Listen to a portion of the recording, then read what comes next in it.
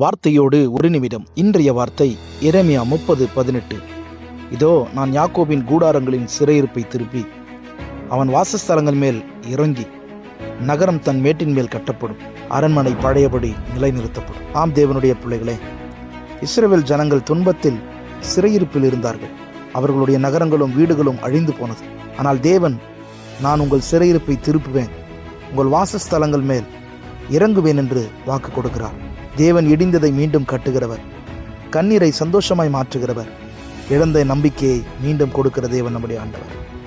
ஆகவே தேவனுடைய பிள்ளைகளே, இன்றைக்கு உங்கள் வாழ்க்கையில் இடிந்து போனது போல தோன்றுகிற எல்லா காரியங்களையும் அவர் மீண்டும் கட்டுகிற தேவனாயிருக்கிறார். உங்களோடு கூட வாசம் பண்ணுகிற தேவன் உங்கள் மீது இரக்கமுள்ளவராயிருக்கிறார். தேவன் இழந்ததை திரும்ப கொடுக்க வல்லவர். அவர் மீது நீங்கள் வைத்திருக்கிற நம்பிக்கை இழந்து விடாதீர்கள். இந்த நாள் உங்களுக்கு ஆசீர்வாதமான நாளாகட்டும். God bless you.